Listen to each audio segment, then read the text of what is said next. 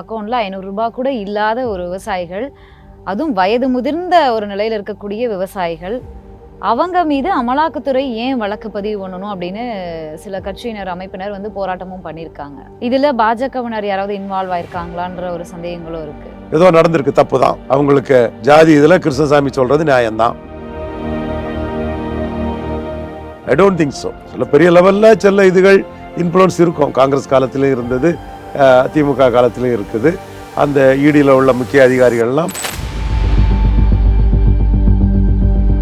அபிஷியலான அதிமுக தரப்புல இருந்து யாருமே இல்லங்க.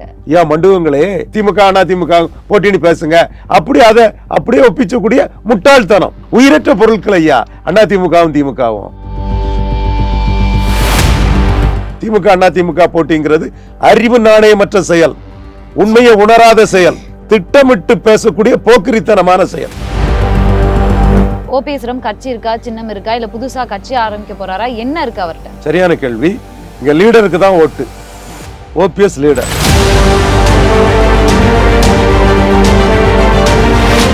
என்னதான் நடக்க போகுது 24 எலெக்ஷனுக்கு முன்னாடி அப்படிங்கிற ஒரு கொஸ்டின் வருது.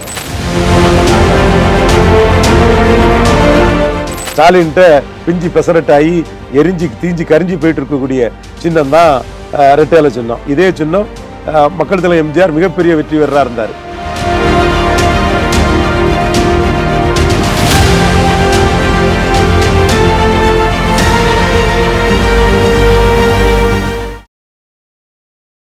குமுதம் ரிப்போர்ட்டர் நேயர்களுக்கு வணக்கம். நிகழ்ச்சியில் சிறப்பு விருந்தினராக அரசியல் ஆய்வாளர் ரவீந்திரன் துரைசாமி சார் இணைந்திருக்கிறார். பேசலாம். வணக்கம் சார். வணக்கம் ஸ்ரீத்யா. நல்லா இருக்கிறமா? நல்லா இருக்கிறியா? நல்லா இருக்கேன் சார். நிறைய பரபரப்பான விஷயங்கள் நடந்திருக்கு இந்த 4-5 நாட்கள்ல. பட் முதலாவதாக இந்த சேலம் ஆத்தூர் பகுதியை சேர்ந்த 2 விவசாயிகள் மீது அமலாக்கத்துறை வழக்கு பதிவு செய்த ஒரு விஷயம் மிக பெரும் பேசுபொருளாயிருக்கு. ஏன் பேசுபொருளாயிருக்குன்னா, அவங்க அக்கௌண்ட்ல 500 ரூபாய் கூட இல்லாத ஒரு விவசாயிகள், அதுவும் வயது முதிர்ந்த ஒரு நிலையில இருக்கக்கூடிய விவசாயிகள், அவங்க மீது அமலாக்கத்துறை ஏன் வழக்கு பதிவு பண்ணணும் அப்படின்னு சில கட்சியினர் அமைப்பினர் வந்து போராட்டமும் பண்ணியிருக்காங்க. இதுல பாஜகவினர் யாராவது இன்வால்வ் ஆயிருக்காங்களான்ற ஒரு சந்தேகங்களும் இருக்கு. ஏங்க, ஒரு சாதாரண பாஜக நிர்வாகி சொல்லியா ஈடி கேட்கக்கூடிய லெவல்ல ஈடி இருக்கு? பாஜகவில் நிர்வாகி இருந்தாலும் ஈடியை கண்ட்ரோல் பண்ணிடலான்னு சொன்னா அது நடக்கிற விஷயமா? அண்ணாமலைக்கு கொஞ்சம் பவருங்கிற லெவலுக்குள்ள சில விஷயங்கள் பேசக்கூடிய இதே வந்து ரொம்ப காலத்துக்கு பிறகுதான் அவர் கொஞ்சம் சில கிரெடிட் எடுக்கக்கூடிய அளவுக்கு ஒரு சூழல் வந்தது. இது வந்து பை மிஸ்டேக் ஆஃப் ஃபேக்ட் ஏதாவது நடந்திருக்கும். மிஸ்டேக் ஆஃப் ஃபேக்ட் காவல்துறையில் நடக்கும் நிறைய.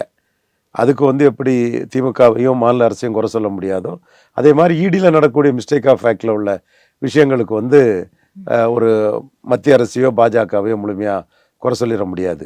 ஒரு பாஜகவில் ஒரு மாவட்ட நிர்வாகி சொல்லி ஈடியில் சம்மன்ஸ் அனுப்புவாங்கன்னு சொன்னால் அந்த அளவுக்கா ஈடி இருக்குது? அந்த அளவு அதிகாரமாக பாஜக மாவட்ட செயலாளருக்கு இருக்குது, ஏதோ ஒரு நிர்வாகிக்கு இருக்குது? ஐ டோன்ட் திங்க் ஸோ. சில பெரிய லெவல்ல சில இதுகள் இன்ஃப்ளூயன்ஸ் இருக்கும். காங்கிரஸ் காலத்திலே இருந்தது, திமுக காலத்திலே இருக்குது. அந்த ஈடியில் உள்ள முக்கிய அதிகாரிகள்லாம் ஆளுங்கட்சிக்கு அவங்க செலெக்ஷன்லேயே ஒரு ஆதரவு வளையத்தில் உள்ளவங்க தான் வருவாங்கங்கிறதெல்லாம் தெரியும்.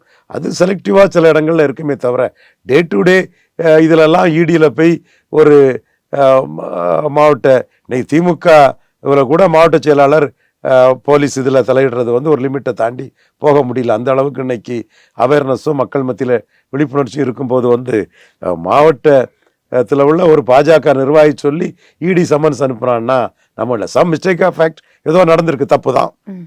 அவங்களுக்கு ஜாதி இதுல கிருஷ்ணசாமி சொல்றது நியாயம்தான், அது நம்ம மறுக்க வரல. ஏதோ தப்பு நடந்திருக்கு. இல்ல, முதல்ல வனத்துறைக்கும் ஈடிக்கும் என்ன சம்பந்தம்? வனத்துறை ஒரு சம்மன் அனுப்புனா அமலாக்கத்துறை வழக்கு பதிவு பண்ணுமா?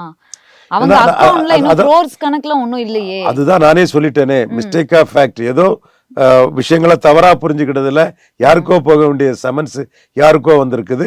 அல்லது குறிப்பிட்டு பேரும் தெளிவா குறிப்பிட்டிருக்காங்க, கூடவே சாதியும் சம்பந்தம் இல்லாம இப்படி சாதியை குறிப்பிட்டு பேரை குடிச்சா நிலத்தை வித்துட்டு போயிருவாங்களா? இப்படி சந்தைக்கு இப்படி அம்பலத்துக்கு வந்து அசிங்கம் தான் படணும். அப்ப அந்த நோக்கத்துக்காக இது பண்ணாங்கிறதுக்கு லாஜிக் இருக்கா? இல்லையே. கம்யூனிஸ்ட் ஆர்ப்பாட்டம் பண்றாங்க, நான் மறுக்க வரல கம்யூனிஸ்டோட அந்த நியாய உணர்வை. பட் இப்படி பண்ணுனா நிலத்தை கொடுத்துட்டு போயிருவாங்கன்னா அதனால பண்ணுனாங்கன்னு சொன்னதெல்லாம் சம்மன்ஸ் அனுப்புனா நிலத்தை வித்துட்டு போயிடுவாங்கன்னா அமலாக்கத்துறை அதிகாரிகள் வந்து பேச எழுத தெரியாத இந்த விவசாயிகளை துன்புறுத்தினதாகவும் ஒரு தகவல் இருக்கு. அது அந்த கேஸ் சம்பந்தமா ஏதாவது நடந்திருக்கலாம். துன்புறுத்துறது வந்து சட்டத்துல இடம் இல்லை, விசாரிக்கலாம். பட் நீங்க சொல்றது மாதிரி இந்த நிலம் சம்பந்தமா தான் நிலத்தை அபகரிக்கதாங்கிறதுல லாஜிக் இல்லை, அதுல கனெக்டிவிட்டி இல்லை. பிரதமர் மோடி அவர்கள் திருச்சி வந்திருந்தார். 20,000 கோடி அளவுள்ள பல திட்டங்களை துவக்கி வைத்திருந்தார். ஒரே மேடையில ஆளுநர், பிரதமர் மோடி அவர்கள், தமிழக முதலமைச்சர் மு க ஸ்டாலின் அவர்கள் இருந்தார். பல்வேறு கோரிக்கைகளை மேடையிலேயே முன் வச்சிருந்தார் நம்ம முதலமைச்சர் கூட. இதற்கு முன்னாடி நடந்த விஷயங்களை பார்த்தா வரவேற்பதற்காக பலர் காத்திருந்த பட்டியலில் ஓபிஎஸ் அவர்களும் இருந்தார். பட் அதிமுக தரப்புல அஃபிஷியலான அதிமுக தரப்புல இருந்து யாருமே இல்லை. அங்க ஓபிஎஸ்ஸிடம் ஒரு சில நிமிடங்கள் பேசினாரு, ஒரு கடிதம் கொடுத்ததாகவும் சொல்லப்படுது. என்ன நடந்துச்சு? ஓபிஎஸ் பாஜக கூட்டணிக்குள்ள வர்றாரு. தலைமையில 2014 18% வாக்கு கிடைச்சது. 19 30% வாக்கு கிடைச்சது. இந்த 30% வாக்குல பாமக வாக்கு, தேமுதிக வாக்கு, பாஜக வாக்கு இவங்களெல்லாம் தவிர்த்துக்கிட்டு அதிமுக வாக்குனா 20% வாக்கு இருக்கும். அன்னைக்கு ரெட்டையில ஒரு இலையில இபிஎஸ், ஒரு இலையில ஓபிஎஸ், இப்படி போட்டு தான் அந்த 20% வாக்கு வந்தது. இதை யாரும் மறைக்கவோ முடியாது. அந்த 20க்கும் இபிஎஸ் மட்டும் சொந்தக்காரர் இல்லை, அந்த 20க்கும் இபிஎஸும் ஓபிஎஸும் 2 பேரும் தான் சொந்தக்காரங்க. அதைத்தான் திரும்ப அதிமுக திமுகன்னு பேசுகிற மண்டுவங்கள்ட்ட சொல்கிறோம். ஐயா மண்டுவங்களே, அதிமுக திமுகங்கிறது அக்டிணை பொருட்கள். திமுகவின் தலைவர் மு க ஸ்டாலின், ஸ்டாலின் வர்சஸ் அதர்ஸ்ங்கிறது தமிழக அரசியல். அதிமுகவின் தலைமை இபிஎஸ் ஓபிஎஸ். அவங்க ரிட்டையரா இருக்கும்போது எடுத்த வாக்குக்கு 2 பேருக்குமே ஷேர் உண்டு. அதில் ஒற்றையராகி தமிழக அளவில் இபிஎஸ் வாக்கு எடுத்துட்டாரா. கட்சினா நீங்க சின்னம், இதுதான் கட்சி, எடுக்கிற வாக்கை வச்சுதானே கட்சி. இந்த அடிப்படை அறிவு கூட இல்லாம அதிமுகவும் திமுக தான் போட்டி, அதிமுகவும் திமுக தான் போட்டி. இவ அக்னி பொருட்கள் ஐயா, உயிரற்ற பொருட்கள் ஐயா அதிமுகவும் திமுகவும். ஸோ இந்த வகையில் அதிமுக கான்ட்ரிபியூட் பண்ண 20% வாக்குக்கும் உயிருள்ள இபிஎஸும் உயிருள்ள ஓபிஎஸும் ஓனர்ஸ். மோடி தலைமைக்கு 2 உயிருள்ள எடப்பாடி பழனிசாமி, உயிருள்ள பன்னீர்செல்வம் 2 பேரும் 20% வாக்கை கான்ட்ரிபியூட் பண்ணியிருக்கிறாங்க. அதிமுக ஜெயலலிதா உயிரோடு இருக்கும்போது எடுத்தது எவ்வளவு? 45%. அப்ப அதிமுக பேசுறதே அபத்தம், முட்டாள்தனம், அறிவின்மை, மேட்டர்ஸ மைக்ரோவா பார்க்காம மேம்போக்கா அல்லது எடப்பாடி பழனிசாமி சொல்றத அப்படியே இப்படி பேசுங்க, திமுக அதிமுக போட்டின்னு பேசுங்க, அதை அப்படியே ஒப்பிச்சக்கூடிய முட்டாள்தனம். அதிமுக திமுக போட்டிங்கிறத விட மக்களவை தேர்தலில் ஜெயலலிதா தலைமையில் இருந்த அதிமுக உள்ள 45% வாக்குகளும் 13% மோடியும் வேண்டாம் ராகுலும் வேண்டான்னு போயிட்டு இன்னைக்கு அந்த 13% வாக்கு கிடைச்ச அந்த புள்ளிக்குள்ள இருந்து நாம் தமிழர் சீமான் தான் காங்கிரசும் தமிழகத்துக்கு சரியில்லை, பாஜகவும் சரியில்லைங்கிற புள்ளியில் இருக்கிறாரு. ஒரு கணிசமான ஜெயலலிதா, உயிரோடு இருந்த ஜெயலலிதாவுக்கு அதிமுக வாக்கு, திருமாவளவன் மையமா வச்சு பறையர் சமூக வாக்கு ஜெயலலிதா உயிரோடு இருக்கும் போது பாமகவை கண்ட்ரோல் பண்ணாங்கிற அடிப்படையில் திருமாவளவன் குவிஞ்ச ஜெயலலிதா குவிஞ்ச வாக்குகள் ரெட்டலையை அப்படியே கைகொள்ளிட்டு திருமாவளவன் தான் பறையர் ஓட்டுக்கு கேட்லிஸ்ட் போட்ஸ்னு அப்படியே திமுக காங்கிரஸ் விடுதலை சிறுத்தைகள் கூட்டணி போயிட்டு மோடியா லேடியான்னு கேட்கும்போது ஜெயலலிதா வந்த கிறிஸ்தவ முஸ்லீம் வாக்குகள் அப்படியே ஜெயலலிதா மறைவுக்கு பிறகு காங்கிரஸும் ஸ்டாலினும் தான் அதுக்கு ஜவாப்தாரின்னு அங்கே போயிட்டாங்க. அப்போ ஜெயலலிதா எடுத்த 45% வாக்குல ஒரு பெரும்பகுதி திருமாவளவன், ராகுல் காந்தி, ஸ்டாலின் போயிட்டு திராவிட இயக்கம் அதுவும் போயிட்டு திராவிட இயக்கத்துக்குள்ள அந்த இதுல ஸ்டாலின் இமேஜ் வந்துடுது. ஒரு பகுதி கமலஹாசன், தினகரன், சீமான்னு ஒரு பகுதி போயிட்டு, இன்னொரு பகுதி தான் 20% தான் இபிஎஸ் ஓபிஎஸ் மையமா வச்சு மோடி தலைமை கேட்க வந்து வார்த்தைகளை கொஞ்சம் அளந்து பேச வேண்டிய இருக்குது. அறிவுள்ள அரசியல் விமர்சகர்களே, திமுக வெர்சஸ் அதிமுகன்னா ஜெயலலிதாவுக்கு அதிமுக ஜெயலலிதா உயிரோடு 45 எடுத்தத இபிஎஸ் ஓபிஎஸ்க்கு அதிமுக 2 பேரும் இரட்டை தலைமையா ஒரு இலையில கொங்கு வேளாளர் எடப்பாடி பழனிசாமி, இன்னொரு இலையில முக்குலத்தோர் பன்னீர்செல்வம் போட்டு 20% ஓட்டை தானே கொடுத்தாங்க. அப்ப திமுக அதிமுக போட்டி, திமுக அதிமுக போட்டிங்கிறது அறிவு நாணயமற்ற செயல், உண்மையை உணராத செயல், திட்டமிட்டு பேசக்கூடிய போக்கிரித்தனமான செயல். அந்த 20% வாக்கு தான் இபிஎஸும் ஓபிஎஸும். சரி, ஓகே. அவங்களுக்கு உண்டானதான் இபிஎஸ்க்கு மட்டும் இல்ல அப்படி அதுல சொல்றீங்க.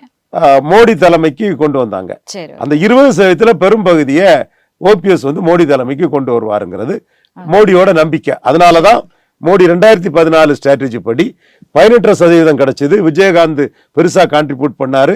தான் பிரதமராகிறதுக்கு எவ்வித சுயநலமின்றி கடுமையா சின்சியரா உழைச்ச ஒரு விஜயகாந்துக்கு மிகப்பெரிய ஒரு இதை ஜெயலலிதா செத்துக்கு கூட எழுதல.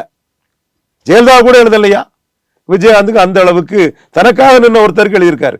ஜெயலலிதா மோடிக்காக நிற்கல. சும்மா ஒரு நட்பு இருந்ததே தவிர கூட்டணியை மறுத்துட்டு போயிட்டாங்க. இன்னைக்கும் மோடி என்ன நினைக்கிறாருன்னா 2014 பாணியில ஒரு அலையன்ஸ் வரும்னு மோடி நினைக்கிறாரு. ஓகே, 24க்கு 2014 இதுல ஃபாலோ பண்றாங்க. அதிமுகன்ற கட்சி சின்னம், கட்சி தலைமை ஆபீஸ்ல இருந்து எல்லாமே இபிஎஸ் அவரிடம் இருக்கு. இப்ப ஓபிஎஸ் அவர்கள் அவர் தலைமையில பாஜகவுடன் இணைய போறான்னு சொல்றீங்க. ஓபிஎஸ் கட்சி இருக்கா, சின்னம் இருக்கா, இல்ல புதுசா கட்சி ஆரம்பிக்க போறாரா, என்ன இருக்கு அவர்கிட்ட? சரியான கேள்வி. இங்க லீடருக்கு தான் ஓட்டு. OPS leader, OPS queen bee ராணி தேனி. இதை மையமா வச்சு எப்படி வருதுங்கிறத நாளைக்கு பார்க்கலாம். ஓபிஎஸ் ராணி தேனிங்கிறதுக்கு இவங்க ஜெயலலிதா அம்மையார் இறந்ததும் எல்லா கருத்து கணிப்பிலும் ஸ்டாலினுக்கு இணையான வாக்கு சதவீதம் ஓபிஎஸ்க்கு இருந்தது. நம்ம பார்த்தோம். அது ரிசல்ட் அல்ல, பட் மக்கள் பார்வையில் இருந்தது. அந்த புயல் வரும்போது களத்துக்குள்ள ஓபிஎஸ் நிற்கும் போது காமராஜ் மாதிரி ஒரு பெரிய மக்கள்ல இருந்து வந்து ஒரு தலைவரா ஓபிஎஸ் வருவாரு, விட்டுறக்கூடாது ஒரு அப்படிங்கிறத நானே சொன்னேன். எல்லாரும் அது பார்த்தா தெரியும், அதை ரிவைண்ட் பண்ணி பார்த்தா தெரியும். நான் ஒருத்தன் தான் விடாம இருந்தா பெரிய தலைவர்னு சொன்னேன். பட் சூழ்நிலையில அது அவர் கொடுத்தவங்கள்ட்டே திருப்பி கொடுத்ததா அவர் சொல்றாரு. அது முடிஞ்ச கதை. 6 வருஷம் இபிஎஸும் ஓபிஎஸும் ரெட்டை இலையில ஒரு இலையில ஓபிஎஸ் ஒரு இலையில இபிஎஸ்ன்னு மக்கள் மனசுல இருந்தாங்க. இன்னைக்கும் வட தமிழகத்துல வன்னியர் அல்லாத சமூக மக்கள் மத்தியில என்ன தப்பு பண்ணாரு ஓபிஎஸ்? இந்த சிவி சண்முகமும் இந்த கேபி முனிசாமியும் சொல்லி அவரை நீக்கிட்டாங்களன்னு செங்குந்தர்கள் பேசுறாங்க, பறையர்கள் பேசுறாங்க, அகமுடையார்கள் பேசுறாங்க, கிராமணி பேசுறாங்க. இது இன்னைக்கு வட தமிழகத்துக்குள்ள யார் வேணாலும் சர்வே எடுங்க, தெளிவா தெரியும். மேற்கு மண்டலத்துல எடப்பாடி பழனிசாமி அபகரிக்க பார்க்கிறாரு, ஒரு ஜாதி அபகரிக்க பார்க்கிறாங்கிற கோபம் கொங்கு வேளாளர் அல்லாத சமூக மக்கள் மத்தியில ஓபிஎஸ்க்கு தெளிவாகவே இருக்குது, தெளிவா இருக்குது. ரெட்டை தலைமையா இருந்தது, ஒரு ஜென்டில்மேன் அக்ரிமெண்ட்ல இருந்தது. 11 எம்எல்ஏ வந்தவர் அவரை தள்ளிட்டு மொத்தமா அபகரிக்க பார்க்கிறாரு, கிராப்பரா இருக்கிறாருங்கிறது எல்லா ஜாதியும் பேசுறாங்க. அப்ப இந்த ஜாதிகள் மத்தியில ஓபிஎஸ்க்கு ஒரு இமேஜ் இருக்குது. அடுத்து முக்குலத்தோர் சமுதாயத்தை சேர்ந்தவர், முக்குலத்தோர் சமுதாயத்துல ஒரு பெரிய பொசிஷனுக்கு வந்த ஒரு தலைவர், சீஃப் மினிஸ்டரா இருந்தவர். அப்போ அவருக்கு ஒரு அநீதி இழைக்கும் போது அது சசிகலா தினகரனுக்கு அநீதியை கூட மக்கள் வேற விதமாட்டும் பார்ப்பாங்க. அதுல வேற பல கூறுகள் இருக்கு. இவர் டெமோக்ராட், மக்களால் தேர்ந்தெடுக்கப்பட்டவர், மக்கள் சக்தியா இருந்தவர். அப்ப இவரை எந்த தப்பும் பண்ணாதவரை ஏன் நீக்கிறாங்க போது முக்குலத்தோர் சமூகம் எடப்பாடி மேல கடுமையான கோபத்துல இருக்குது. ஸோ இவ்வளவு இமேஜுக்குள்ள இருக்கக்கூடிய ஓபிஎஸ்க்கு வாக்கு பலம் கண்டிப்பா இருக்கு. இவங்க கான்ட்ரிபியூட் பண்ண அந்த 20% வாக்குல ஓபிஎஸ் மேல பற்றுதல் உள்ளவங்க ஜாஸ்தி இருக்காங்க. அவங்க சாஃப்ட் இந்துத்துவா ஓட்டர்ஸ். அவங்கள பொறுத்தவரையில இந்தியாவில் ராமர் கோயில் கட்டாம உலகத்துல எங்க ராமர் கோயில் கட்டணும்னு ஜெயலலிதா அம்மையாருக்கு கேள்வி சரின்னு சொல்லக்கூடியவங்க. அவங்கள பொறுத்தளவுல காமன் சிவில் கோடு வேணும்னு ஜெயலலிதா அம்மையார் சொல்லக்கூடியதை சரின்னு சொல்லக்கூடியவங்க. ஓப்பனா தான் ஒரு பக்தியா இருந்து யானையெல்லாம் கோயில்களுக்கு காணிக்க கொடுத்ததை சரின்னு சொல்லக்கூடியவங்க. ஸ்ரீரங்கத்தை மேம்படுத்தினதை சரி, அம்மா தான் ஸ்ரீரங்கத்தை மேம்படுத்தினாங்கன்னு பாராட்டக்கூடியவங்க. இப்படி அவங்க ஜெயலலிதாவோட இந்துத்துவ அரசியலை, இந்துத்துவ அரசியலை ஏற்றுக்கொண்ட வாக்காளர்கள். அவங்க தான் மோடிக்கு 20% வந்தாங்க. ஜெயலலிதா இலை மலர்ந்தால் ஈழ மலர்னு சொன்னவங்கலாம் சீமானை நோக்கி போயிட்டாங்க. ஜெயலலிதா மோடியா லேடியான்னு கேட்டவங்கலாம் இவரு ராகுல் காந்தியையும் ஸ்டாலினை நோக்கி போயிட்டாங்க. அது கிறிஸ்டின் முஸ்லீம் ஓட்டு. ஜெயலலிதா ராமதாஸை கைது பண்ணி பயங்கரமா அரசியல் நடவடிக்கைகள் எடுத்ததுனால ஜெயலலிதா பின்னா திரண்ட பறையர்கள் எல்லாம் அப்படியே திருமாவளவன் போயிட்டாங்க. அப்போ ஜெயலலிதா ஒரு உயிருள்ள ஆளுமை உள்ள தலைவி. அந்த தலைவிக்கு முன்னாடி கூட மதசார்பற்ற கூட்டம் இருந்தது, இந்துத்துவா கூட்டம் இருந்தது, வேலுப்பிள்ளை பிரபாகரனை மையமா உள்ள தமிழ் தேசிய கூட்டம் இருந்தது, ராமதாஸுக்கு இடத்தை காட்டினாங்கன்னு சொன்ன பறையர் சமூக கூட்டம் இருந்தது. இப்படி அவங்க பெண் உரிமையை நிலைநாட்டினவங்க, விமன் ஐக்கானா இருந்தாங்கன்னு யங் லேடிஸ் எல்லாம் வந்து ஜாதி மதம் கடந்து, நானே ஆச்சரியப்பட்டு போனேன். எங்க பகுதியில் வந்து இது ஒரு ஜாதி கட்சியா ஜெயலலிதா நடத்துறாங்க, அதுக்கு வந்து நாடார் சமூக பெண்கள்லாம் எதிராக இருப்பாங்கன்னு பார்த்தா ஜெயலலிதா பெரிய விமன் ஐக்கானா பார்க்கும்போது எனக்கு 2016ஆம் ஆண்டு நான் வேப்பா இருந்தது. 96லாம் வாங்கி அடித்தேன்.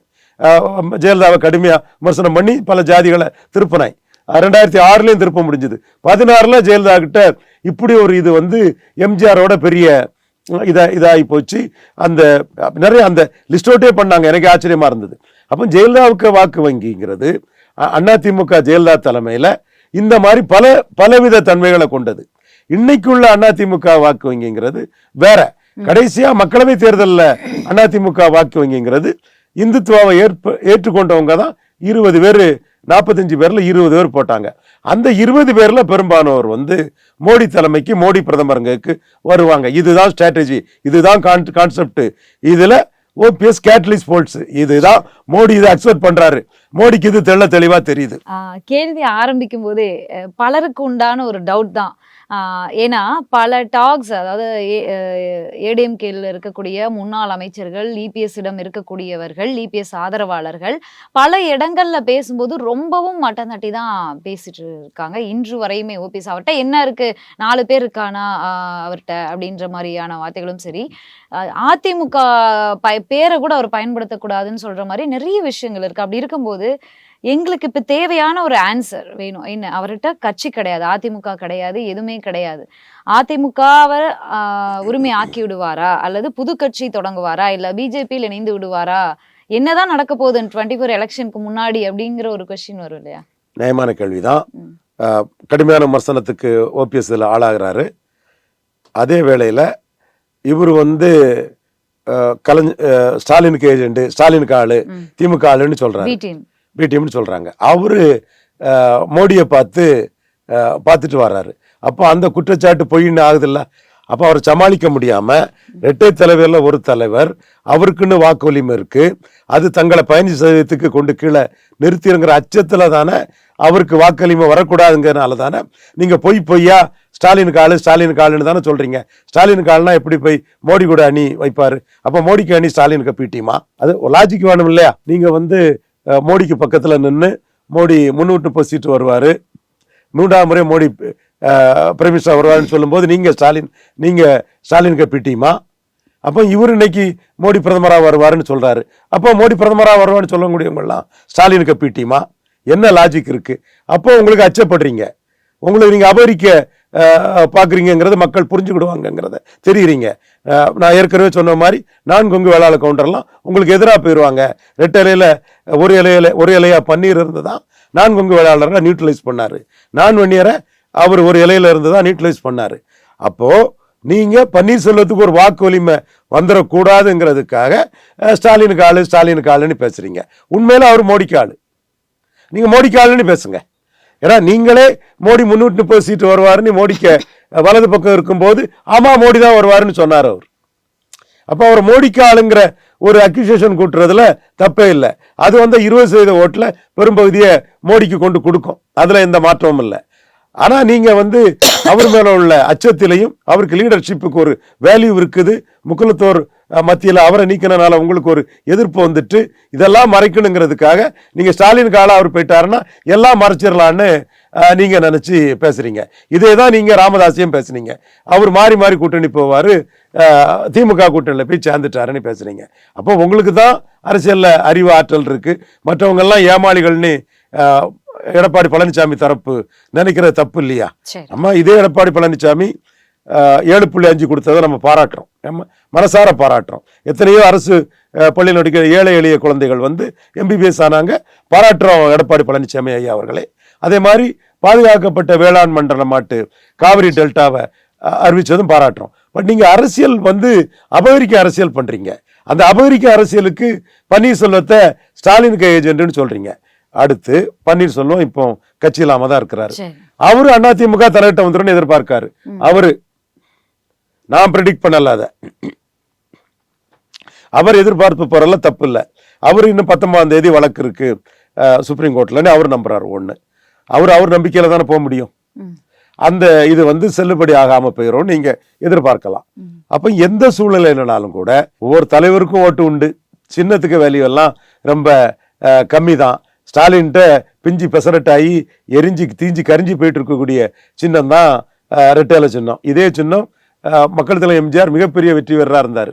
1-2 எலெக்ஷன் தவிர ஒரு 80% எலெக்ஷன்ல ரெட்டேலை வச்சு உதயசூரியனை குளிர்விச்சுட்டு போயிட்டாரு. புரட்சி தலைவி ஜெயலலிதா அம்மையார் வந்து 2014 மேல அவங்க அதிக அளவு வெற்றியை பெற்றாங்க. ஆனா இந்த சின்னத்தை வச்சுக்கிட்டு ஸ்டாலின்கிட்ட படாத பாடுபடுறாங்க. தோல்வி சாமி தோல்வி சின்னம் ரெட்டேல. ஓபிஎஸ் அவர்கள் அதிமுக அந்த இடத்துக்குள்ள ஓபிஎஸ்க்கு லீடர்ஷிப்புக்கு தான் ஓட்டு.